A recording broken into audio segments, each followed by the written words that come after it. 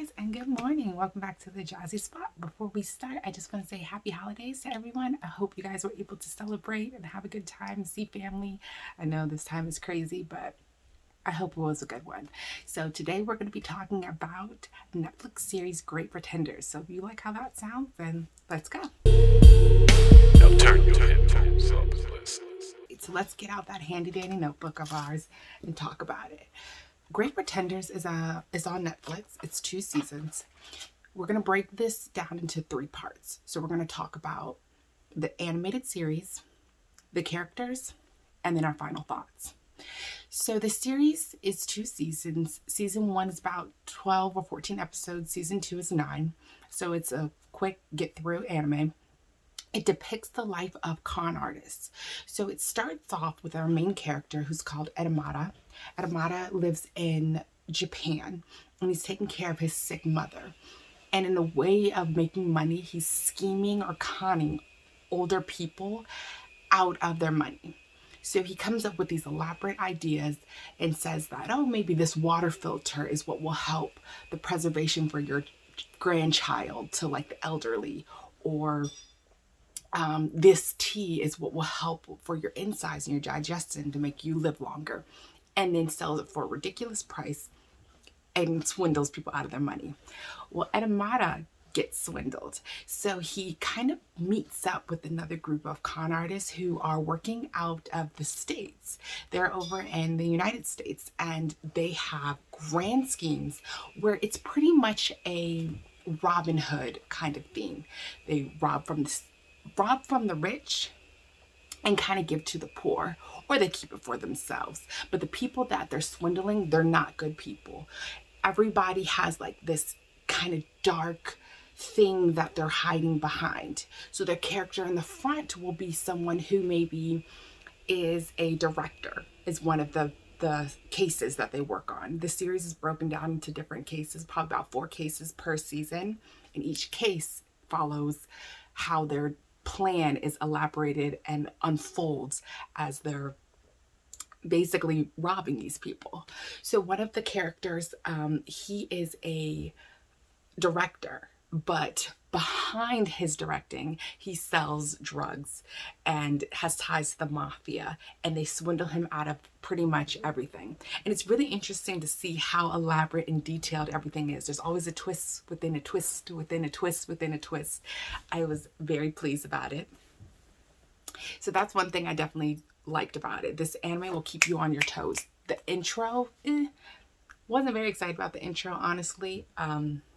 Intros get me hyped, get me excited, but that didn't do it. I was like sitting there like, oh, okay. But it keeps you on your toes. It gives you like a Pink Panther vibe, like you're excited to see what's happening next. So that's pretty much the basis, the foundation of Great Pretenders. Now, let's jump into some of the characters because I really enjoyed the characters in this.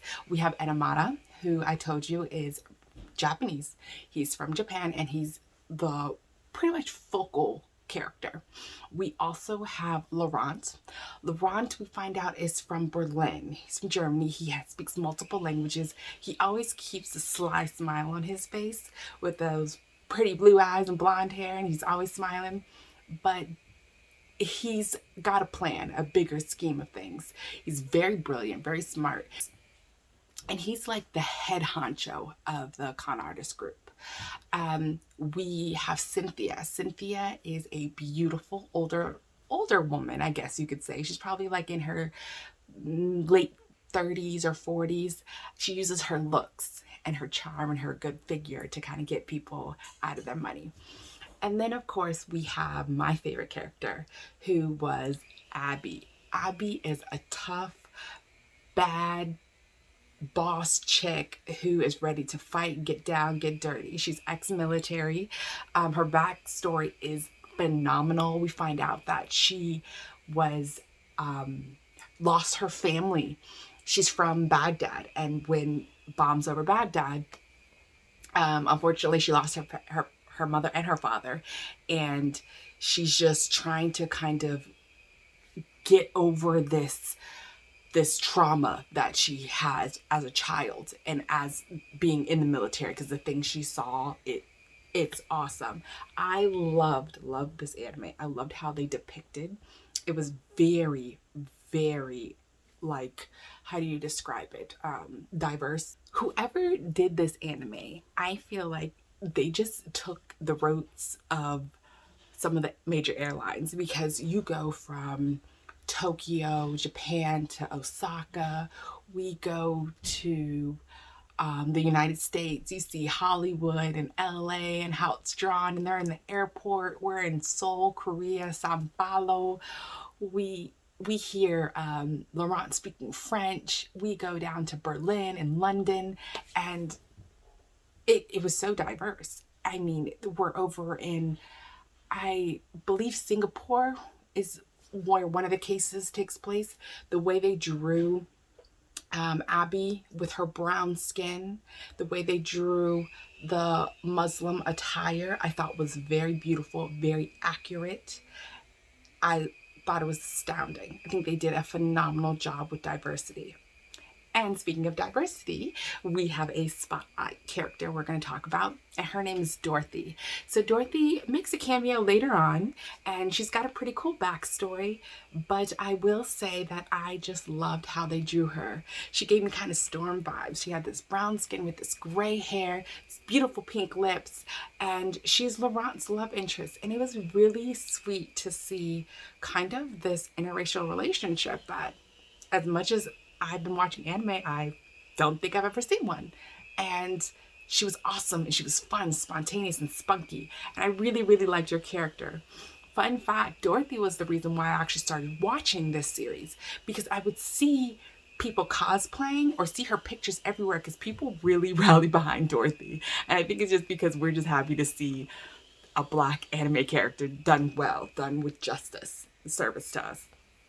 And so I saw her everywhere, and I was like, I'm going to check this anime out. And it held up to some standards, because, all right, guys, so we just broke down the plot, the characters, and pretty much my final thoughts about this anime. I really enjoyed it. I think you guys will too. Like I said, it's 2 seasons. They kind of set it up that there could potentially be a season 3, but at the same time, if they don't do a season 3, I think the way they ended it is justifiable. You will get to tour around the States, especially because, you know, right now we're all sitting inside. We get to see Nevada, to Los Angeles, to Singapore, to Sao Paulo, to so many different places, and watch these characters develop. You'll really enjoy their backstories. I loved how each case broke down a specific character's backstory into detail. They went down to the foundation, all the way to the itty bitty crumbs, and built these characters up. And just when you thought you knew what was going to happen next, it was a surprise. It was constantly changing and moving parts. You do need to pay attention. I will definitely say that. This isn't one of those animes where you can just kind of, and then come back. No, because things move quick. It's action packed, and they are getting this money, okay? Like, at the end of this, I was like, I need to do what they're doing, because they are making money. So if you guys want to check out something, definitely check out Great Pretenders on Netflix. Like I said, 2 seasons, and I hope you guys enjoy it, and tell me what you're watching at this time. Of course, you know, like this video, subscribe, and go down to the comment section, and let's get the discussion going. Tell me if you liked Great Pretenders, or if you're even interested in watching it. So I hope you guys again have a happy holidays and a wonderful new year. I hope to see you in the new year. So thanks for joining me. Bye. Y'all ain't never seen no shit like this.